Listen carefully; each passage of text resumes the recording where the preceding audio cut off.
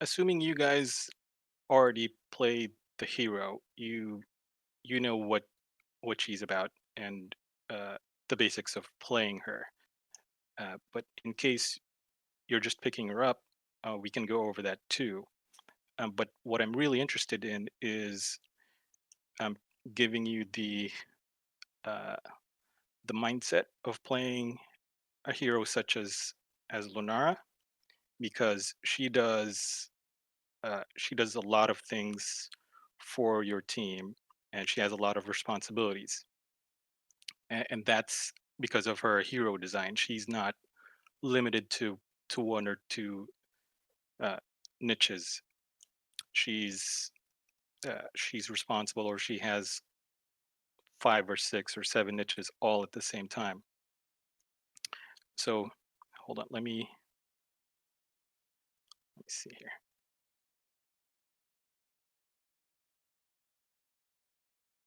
Okay, so I don't need to keep holding my push to talk button.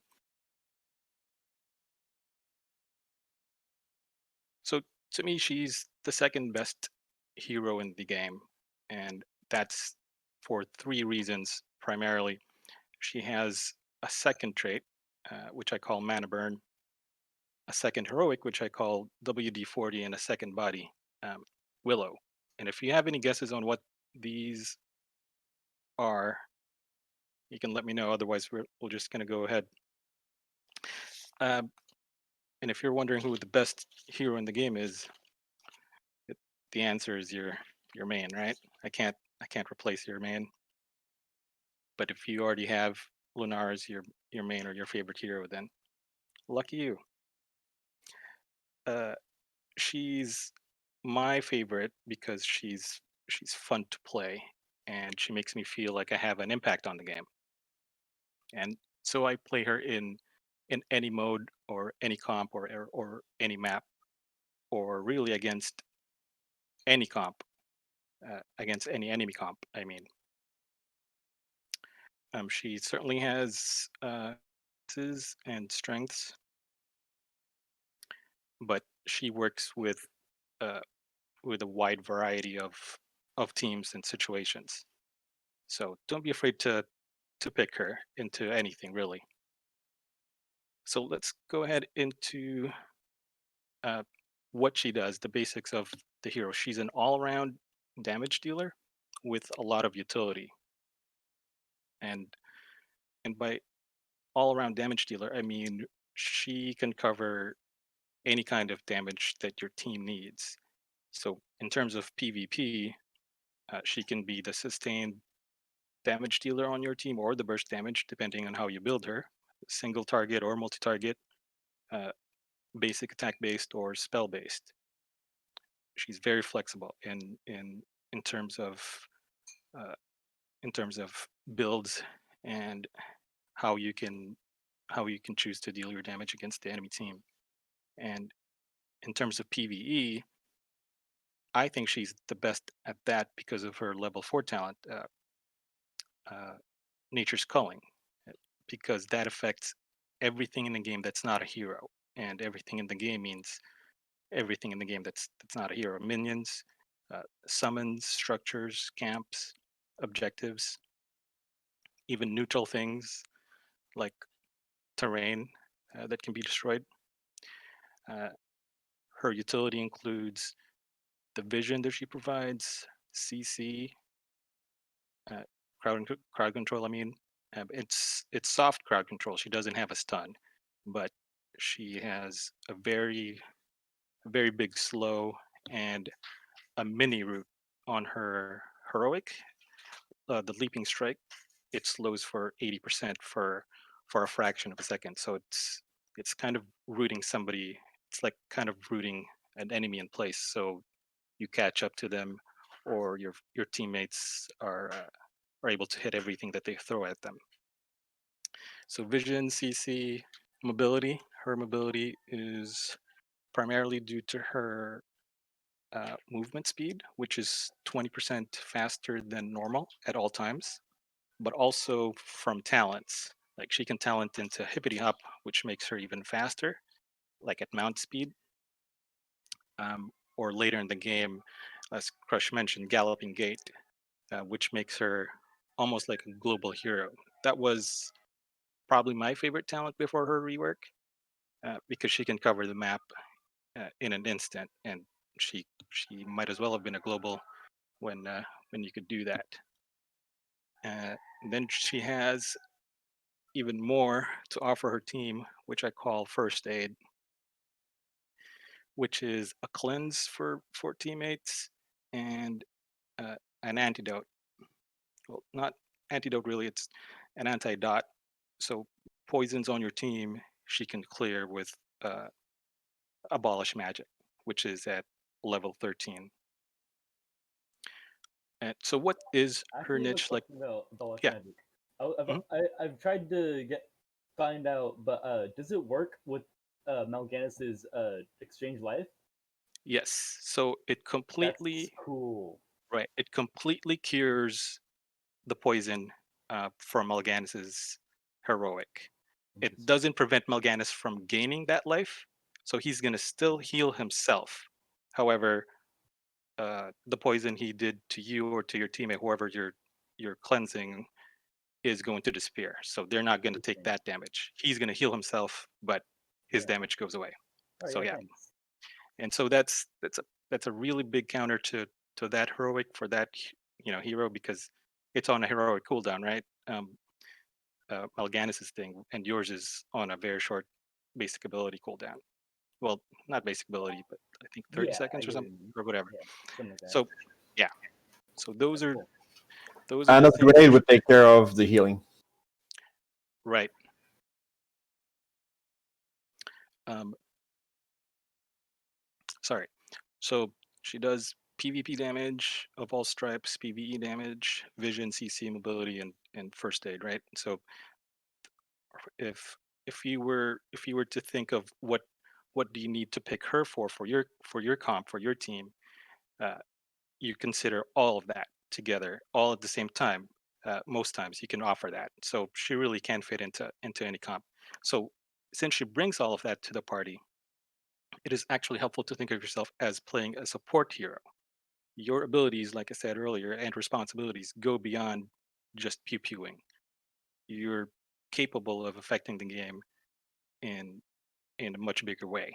Although pew pewing is also one of her specialties. So one of the things that I like best about her is she messes with your enemies by getting in their heads, and that's from making them miss skill shots, because uh, you move so fast that you can make them waste their cooldowns and their mana, right? And then once you do that to them, they're going to take risks to try to get to you because they're getting annoyed, and you can capitalize on that. You disrupt their timing because when you're slowing them, they can't approach you or your team in the way that they would like. So by disrupting their timing, even subtly like that, just slowing them all as a team makes them uh, change their approach even a little bit. And then once you do slow the entire enemy team, they're likely to break their formation because they don't want to stay clumped while they're all slowed. Because while they're all slowed, they're going to wait for, or they're going to anticipate that you're going to throw everything at them, right? So they spread out a little bit. And with the vision that you provide, you're going to make them look over their shoulder a lot. Because if your team has vision of them and they don't have vision of you, then they're going to be more cautious, right? And then with that wisp in their heads, you're going to clutter their brain with, where is it? I need to kill it. So they're wasting valuable mental resources trying to find out where where the advantage of your team is coming from, like which bush is it in, and how can I kill it? Especially if they have something that they need to hide, like time traps or a stealthy hero or whatever. So I'm sure you can think of other tricks or mind games that you would use when you're playing other heroes, uh, and you can think of Lunara as tricks as those things that I just talked about. But each hero has their own way of messing with their enemies' heads. Um, so the next thing I wanted to talk about is her second trait that I was talking about. So her real trait is her nature's toxin, right? If you tag somebody with the basic attack or any ability, they get stacks of a damage over time. But you moving faster than normal, lets you dodge everything, and by making your enemy dodge or making your enemy miss everything, you're wasting their mana and their cooldowns. So if you're playing a kiting game, well, kiting is a term from another game where you're just hitting them and then running away, and then they try to follow you, and you're just whittling them down, and you're trading your slows or your hits on them with for their health and their mana, because they can't reach you, and you can just stay out of range. So you do that enough, you're trading very well into them. And and you have to do this. You have to dodge everything, because first of all, you can, because of your natural agility, but second, because you have to. You have around 150 hit points, like soaking wet. You cannot afford to not dodge it, to not dodge enemy abilities. If you don't, you're going to be taken out of the fight quickly. If you don't die, you need to you need to back up and regen. And lastly, you need to do that. You constantly dodge everything, because it will help you win. By making them miss their skill shots, you're wasting their time, you're wasting their mana and cooldowns, and hopefully, like I mentioned, you're making them take more risks to get to you. And when they do that, you announce your intent to slow them to your team, so that your team can follow up. Like you say something like, looking to slow Sonia, or I'm using I'm using my big slow now. I call it earthquake, and I'll explain later why. So just announce to your team, looking to slow X or earthquake now, so they watch out for the chance to jump on them. So related to moving and dodging everything is stutter stepping. If you stutter step, uh, you won't have you won't have constant basic attacks on your enemies, as uh, if you're standing still, you can deliver more basic attacks, right? You're just standing there and attacking them. But if you stutter step, meaning you attack and then you move and then you attack, you move, you'll have less basic attacks connect, because you're also moving. But that's okay. The basic attacks don't deal that much damage. What matters is you get stacks of toxin on them. So as long as you keep stacks on the enemy while taking less damage than they're taking from you, you're trading very well.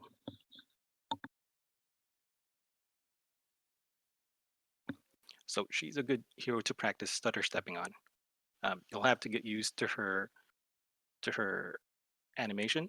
I'm sure she can appear uh, really jerky in her movements, but she's really good to practice stutter stepping, because she's very forgiving, because again, she moves faster than normal.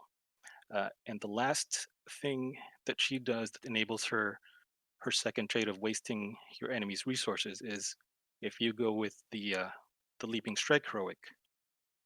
So that means you can you can escape from tough situations, uh, and nullify CC attempts from the enemy, because you have two charges of self cleanse. Or uh, if you don't need the self cleanse, then it's the extreme distance that you can use to get out of that tough situation. So she when she starts her animation to leap over something, she becomes unstoppable. So you can't be stunned in midair or rooted. So it's a very short window of being unstoppable, but it is unstoppable. So always keep that in mind, that you can get out of things like Uh, like if Butcher were to charge you before it connects to stun you, you leap over him and he won't connect, and you'll be on the other side of him and running away. And while being unstoppable is amazing, remember that you're still taking damage while you're jumping around. So don't wait too long or take too much damage before you reposition, because you will need a good chunk of your health to survive the leap. So uh, I learned that pretty early on, that you need to reposition much earlier than you think you should, because even if you even if you are able to leap and avoid the CC, you can still die in midair because you're still taking the damage. You're not uh, protected while you're leaping. You're just unstoppable. And with enough practice, you'll figure out which important abilities you can successfully bait out from your enemies. Um, Once you get the enemy to waste their mana or big cooldowns, you let your team know immediately, because now you've given them an opening to engage. Like, for example, if Joanna throws her shield at you and you manage to dodge it, you can tell your team that they've used that to engage and failed, and now you have a window to engage on the enemy because they have that important cooldown down. Uh, and that's a important thing to let your team know, because sometimes they'll not see it, that you actually dodged it, or or even if it connected, it didn't stop you from moving because you were unstoppable or something. So always communicate that. Um, and for practice, try leaping over everything you see in the game. Like uh, if we wanted to, if you wanted to go into try mode, there'll be there will be dummies there. There'll be minions there. There'll be enemy heroes there. There'll be walls. So just try jumping over everything.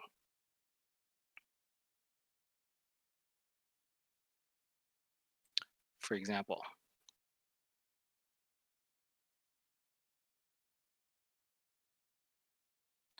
uh, so you can jump over. Oh, I need to set my talents to 20. um, if there are enemies in between you and safety, you just jump over them.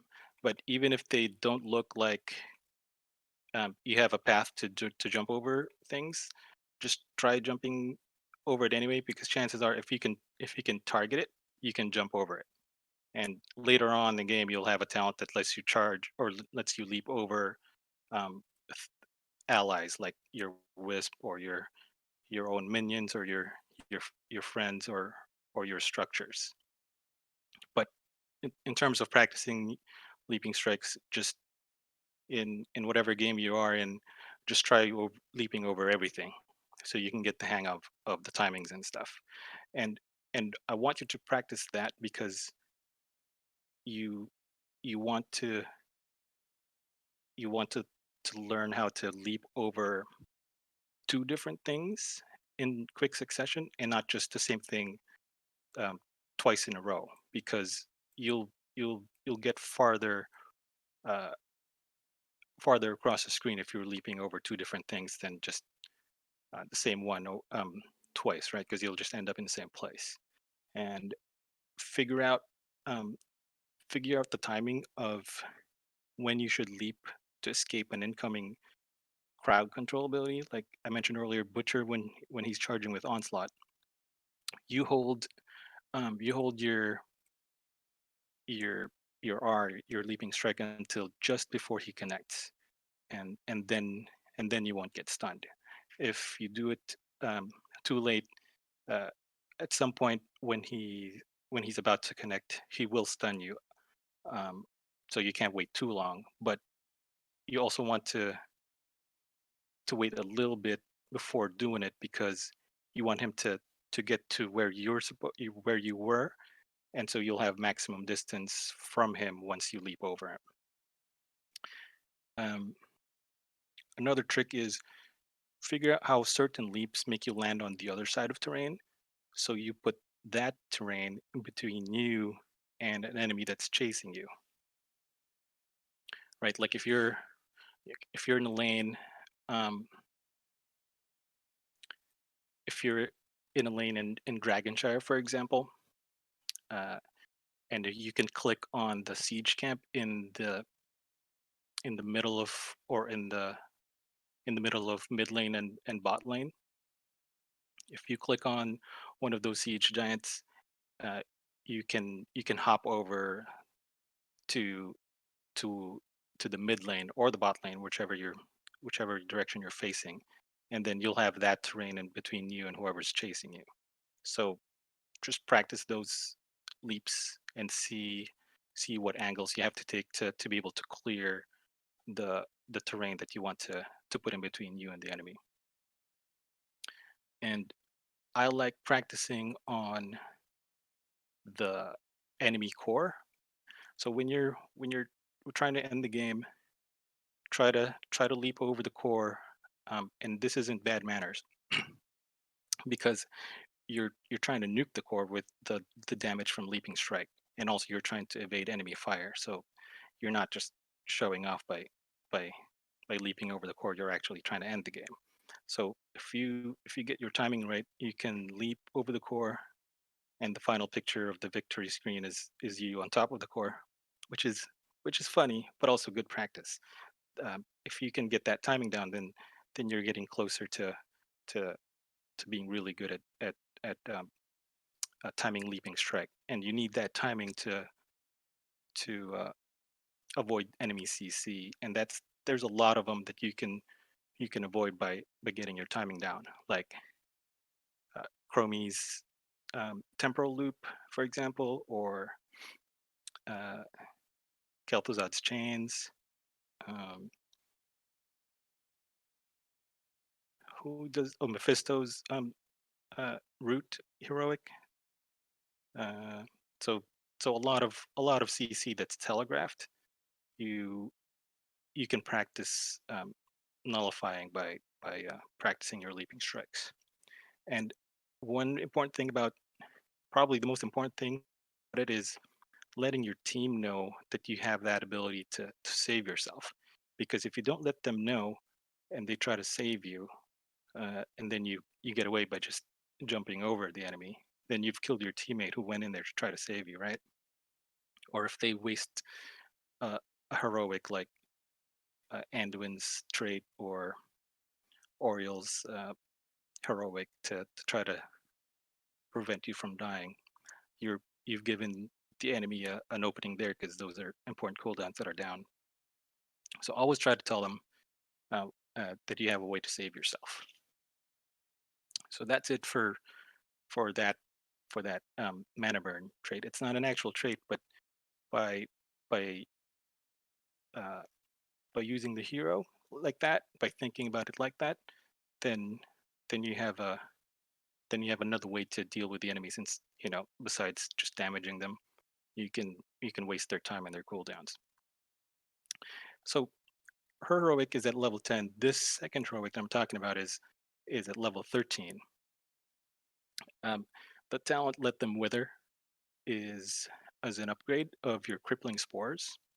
And crippling spores, that's your W, right? And if you hit W with whoever already has a stack of toxin, uh, slows them by 40%. That's why it's silly, but that's how I call it, and that's how I remind my teammates that I'm using it by uh, by giving it a silly name.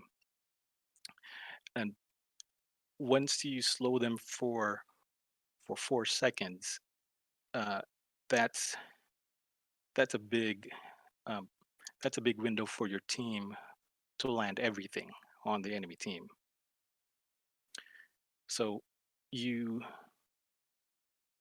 you use WD-40 to set up an engage or to CC the enemy or to hit your and your teammates skill shots.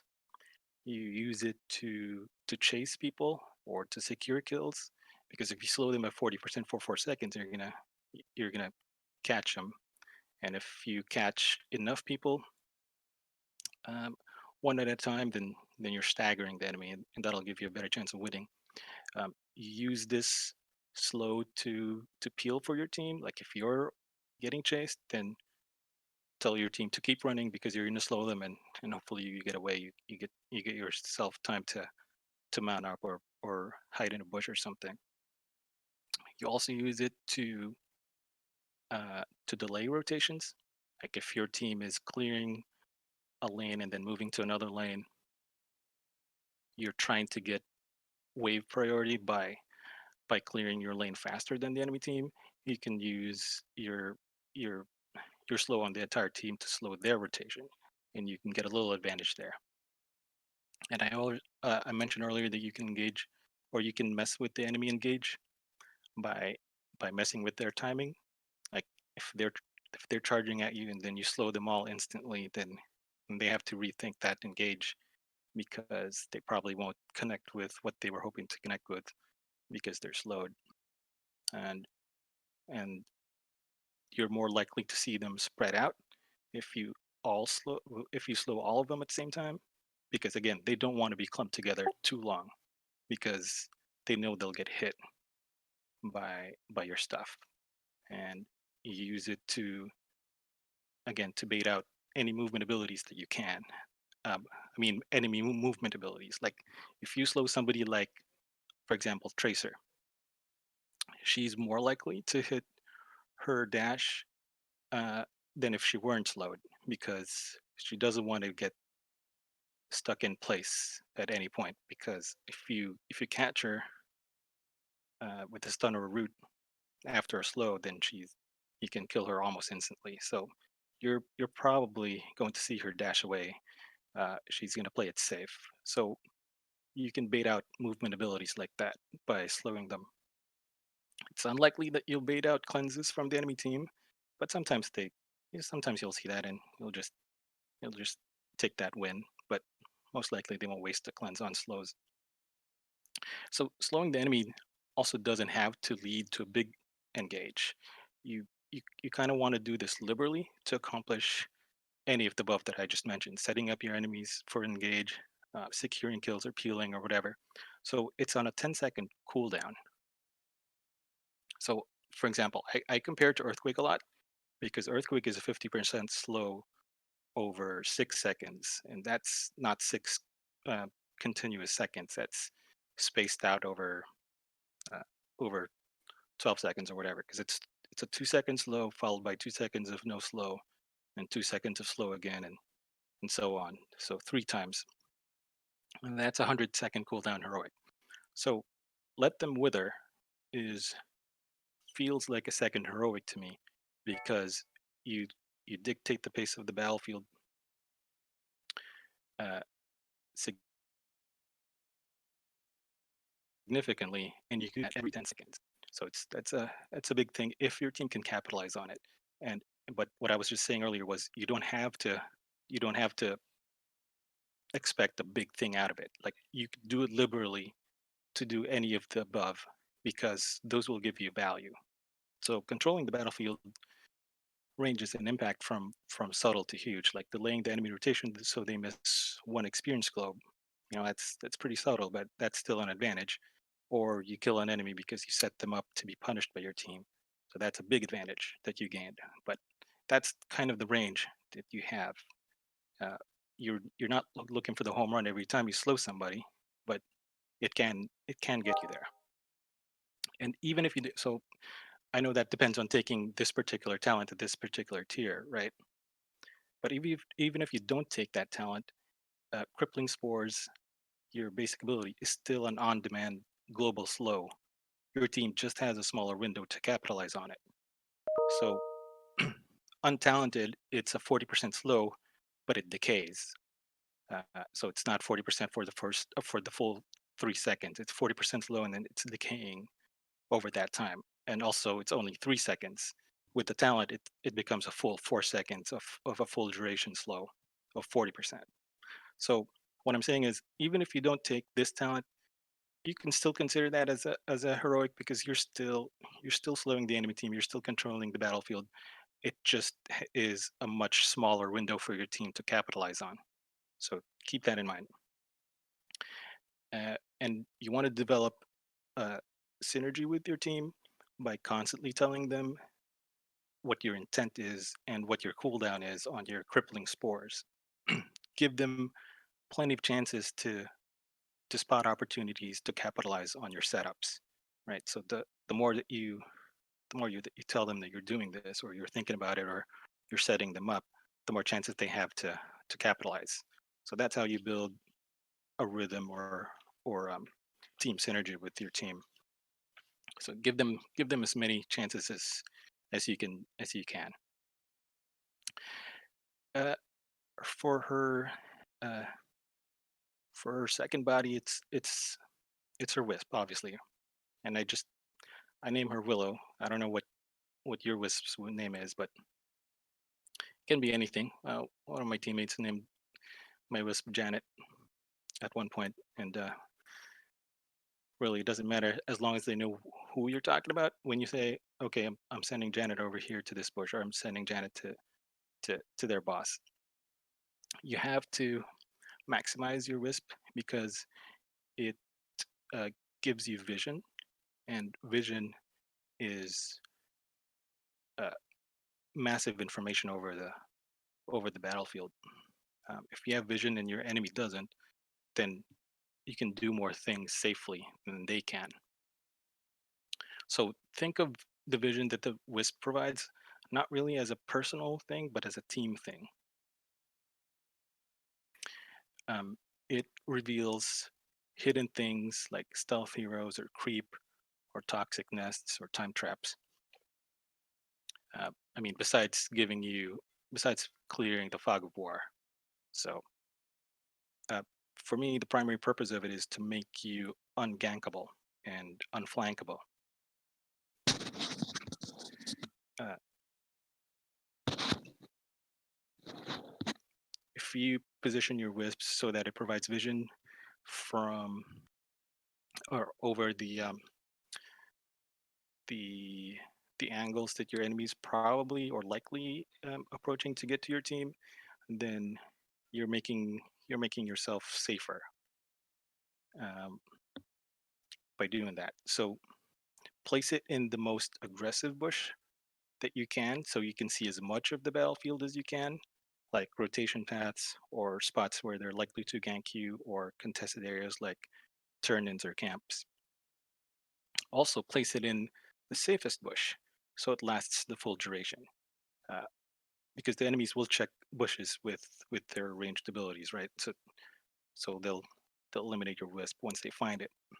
So there's a balance there of putting it in the most aggressive bush so that you can see as much as you can, or placing it in the safest bush so it actually lasts as long as possible. And move it constantly depending on what your team needs. Um, you you want to face check with it instead of a teammate face checking anything. Use your wisp to face check it. You can anchor a bush with your wisp. You can even tank with your wisp. It takes exactly 2 hits to die. So you can take it. It's like you have 2 block charges. So it'll take 2 hits to eliminate. It does not block spells. It does not block basic abilities, just basic attacks. So keep that in mind. You can't throw it in front of Zeratul throwing a singularity spike at you. You can't throw it in front of a Li-Ming orb, but you can block basic attacks with it if the enemy misclicks and targets it instead of you, for example. Um, at level 20, you can even jump over it with Boundless Stride, but I don't generally recommend that talent. It's a cool trick, but you don't really need it. So you want to always communicate to your team uh, what the cooldown is, so they wait for you to scout a dangerous area. You want to communicate where you're going to put it or where it is currently, so your team knows that you're watching it. Like the in Cursed Hollow, there are 2 bosses. While you're doing your boss, you can be watching their boss, for example. There's the best places in each map for the wisp, depends uh, on a lot of things. Like most maps have a lot of options to put the wisp in, so really wherever it makes sense. But I took some screenshots of a few maps just to show you an example of some good bush placement. Um, this one,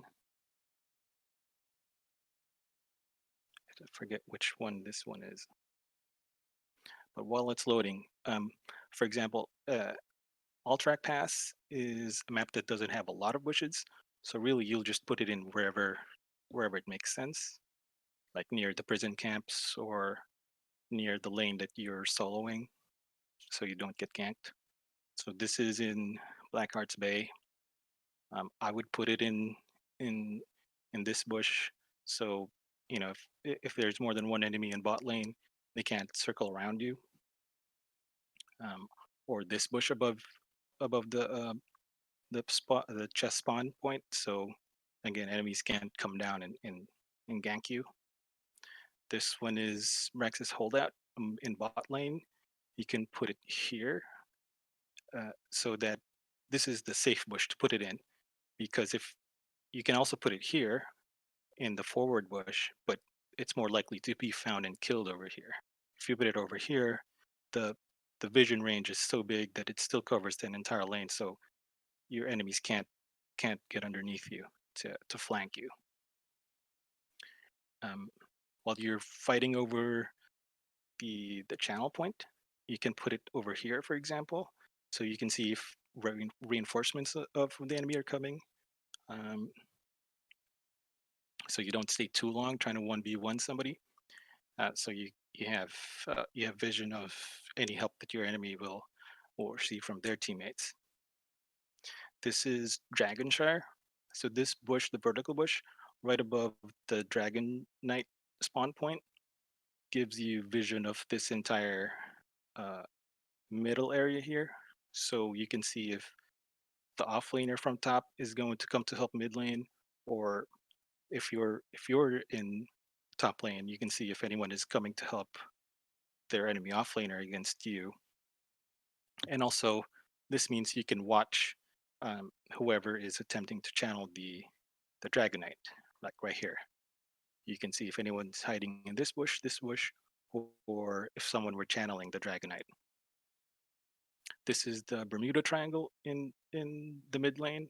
If you put the Wisp in any of these bushes, you'll have coverage of that entire area. So you can see enemy rotations really easily. This is Dragonshire, or in mid lane. Again, you can put it in this bush, but this bush is safer, so it'll be harder to reach over here. You can put it over here too. It doesn't really matter. It's just wherever it makes sense. Here, this is bot lane. You can put it in these bushes above bot lane instead of this bush, because it'll take them longer to locate it. Like this is their tool. You immediately have vision of him, even though he's stealthed, because the wisp spotted him. Here in Hanamur Temple, um, you can put it in the bush near their Godzilla, so you can see if they're taking it. This is Infernal Shrines. This is a safe bush to put it in, so you have vision uh, of alleys that your enemy might try to get to flank you. So all those bushes in the game make sense. I mean, you'll see which bush makes the most sense once you're playing in it. Um, the next thing I wanted to talk about. Um, so, well, just to back up, so this was what I wanted to talk about, right? The mindset that I have for playing this hero. So these three important things that I can offer the team by by um, by playing a hero that can sidestep a lot of things, that can slow the entire enemy at will, and by giving your team vision. So that's how I I'd like to think about how to play this hero. So So I give as much as I can I give as much value to my team as I can. So I encourage you to think of her in that way too. So it's not just hitting somebody and watching their life go down slowly.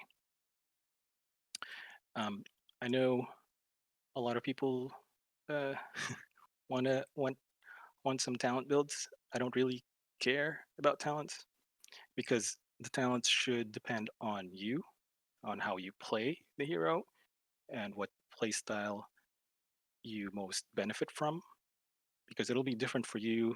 Um, it'll be different for me. It'll be different from the next Lunara player. But this is what I generally go.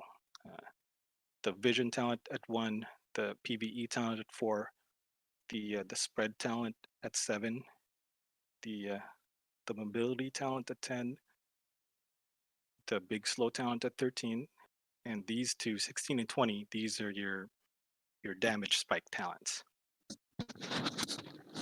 So 16 lets you synergize with yourself or with your team because you amplify your damage with any kind of CC, including slows, which you can trigger yourself or your team can provide. And 20 is a game ending talent because the game ends when you kill the structure at the end of the map, right? And intensifying toxin amplifies your damage on on everything, including the enemy core. So if you get it to a certain health, the enemy core, um, there's a point of no return for the enemy. If you get enough poison on it, it will go down. Um, but you can certainly build her differently. There's a burst build, which is um, you take the important talent there is the choking pollen at level 7 instead of splintered spear. So it lets you hit the enemy with your Noxious Blossom harder than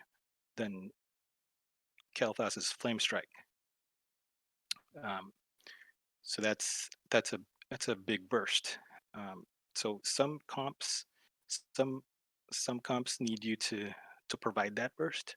Some comps don't need you to do that. So depending on your playstyle, depending on what's asked, you can you can go either uh, uh, a spread damage build or a burst build. And then there's the basic attack build. Uh, you can you can take the basic attack talents. It'll be a single target damage build. For example, if there's a high priority target that you need to take down, and you don't want to spread your damage around, you just want to take that hero down as fast as possible. It could be the enemy tank, or it could be the enemy ruser, or whatever it is. the uh, the level 16 tier there gives you the option to take uh, invigorating spores for giant killing or for a bigger range Starwood Spear. So if you need constant damage on someone that's fairly hard to get to, you can take the Starwood Spear talent. It'll give you um, a bigger range to work with. So she's really flexible in terms of her talents. You can build her uh, a lot of different ways. So she, um, she matches up well against mages because she can dodge all their skill shots. She matches up well against melee enemies because you can kite them. Against stealthies, you have talents to reveal stealthies.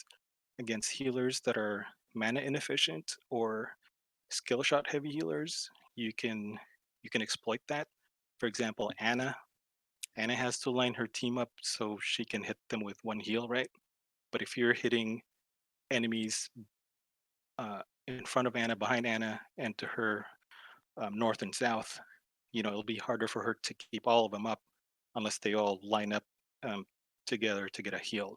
So Uther's that way too. He has a heal that he needs people to line up for or whatever. So you can exploit those healer weaknesses with Lunara. Uh, I already talked about the big telegraphed abilities. um, like Leaping Strike to escape Witcher's Ruthless Onslaught, or Chrome's Temporal Loop, or Chains of Kel'Thuzad, or Bone Prison from Zool, for example. Uh, you have uh, Greater Spell Shield at level 13. Instead of Let Them Wither, you can use, or you can take Greater Spell Shield. That'll let you survive Pyroblast, Consume Souls, Triple Tap from Nova, because you see that all the time. Um, Make sure you practice Greater Spell Shield so that you're in control of when it triggers. Toggle the ability so you control it and not let it auto trigger on any kind of damage. Because if you do that, if you let it auto trigger, then you're wasting that talent instead of saving it for a big nuke from the enemy. Um, you're also good against enemy summoners because Nature's Calling at level 4 quickly kills all sorts of summons like banners, locusts, pufferfish, time traps, turrets, all sorts of summons. Well, not all sorts, actually, all of them. And you're good against structures. Always remember, you're very good against structures. You're Hyperion on 4 legs. Literally, you're a walking, jumping Hyperion. So if you see an enemy structure, hit it. You're good against them. What you want to watch out for are instant stuns, and uh, I'm talking about like Uther stuns or ETC slide or Misha slide. Um, if you can see them coming at you, you should expect them to hit you with a stun ability. And if they hit you with that stun ability, you're gonna get pounced on by their teammates, right? So always avoid being in range of those instant stun heroes.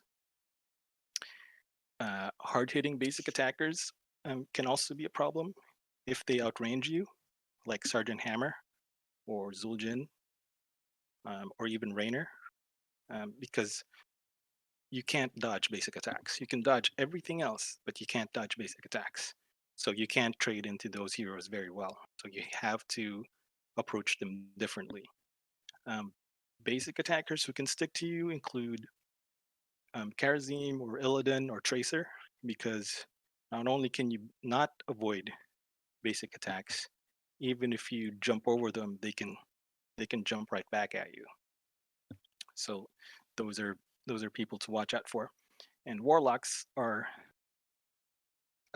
what I call heroes with short cooldown AOE abilities like Gul'dan or Gal or Mephisto, because their short cooldown AOEs are basically basic attacks. Like Fell Flame from Gul'dan, he can spam it at you in your general direction. You can sidestep it, but it's a really good AOE ability that you're probably not going to sidestep it 100% of the time.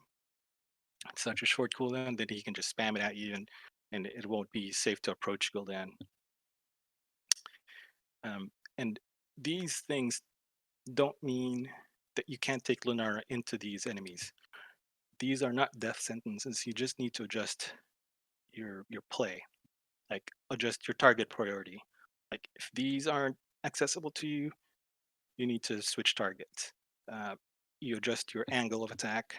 Like if they're looking at you, you don't attack them, but if they give you a window, then you can you can attack them. Take a different angle, something that they can't expect or whatever. You can also adjust by picking different talents. Like I mentioned, Starward Spear earlier. Like Starward Spear will let you outrange even Sergeant Hammer. So there are ways around it. These are just things I would watch out for, because if you're playing like you usually do, these can wreck you. But you do have the tools to fight back. You're you're good with skill shot heroes because you can help them land their skill shots and stuff, and you're good with tanks with subpar engage, like Arthas or Gary, because you can slow the enemies and you can engage there. Um, so I would say your takeaways are: you dodge everything, Uh, you need to dodge everything because you can, and because you should, because you're really low health, and because it'll help you win. So use your agility to waste enemy mana and cooldowns. Set your teammates up with slows and maximize vision. Figure out how you want to play Lunara and how you want to build her. Don't uh, uh, if other people have opinions or advice for you, listen to it. But ultimately, it's your hero, so you play and build her in whatever style gives you the most success for you personally. So life's too short, right? Laugh them off and win your own way. You want to play your hero however you win against or however you win with that hero. You need to communicate to your team constantly about when you're trying to slow the enemy or when you can leap to save yourself. Otherwise, just uh, give your team as much warning as possible, so so you don't waste their resources or chances to capitalize on them. And if that TLDR wasn't fun enough, here's a limerick for you. It's it gives her it gives you all her niches that I talked about. But if you have any questions, please let me know. Otherwise, the the special keynote stuff with Goon and Inverted is going to start at 5 o'clock. Um, Thank you for coming, and I hope I made some sense. Does anyone have any questions?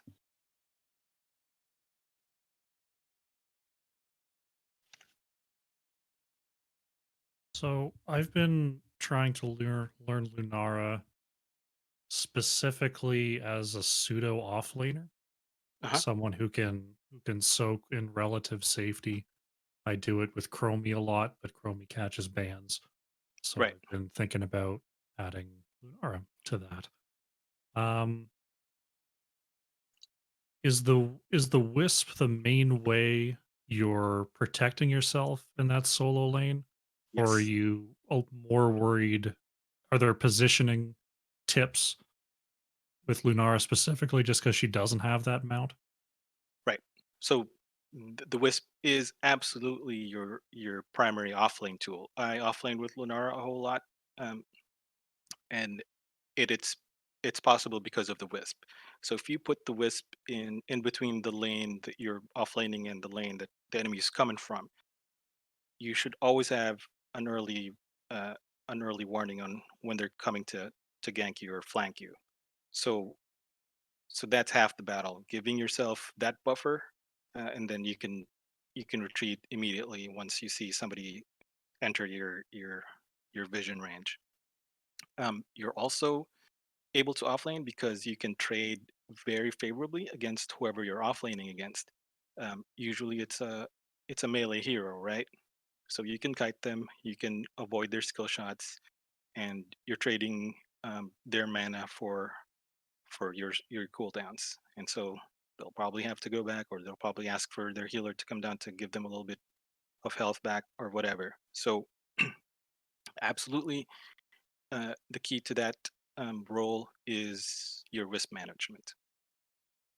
You're fast enough to retreat to your gate once you see them coming. So always place your position in not in an aggressive bush, but in a safe bush. In other words, so they can't circle behind you. Okay.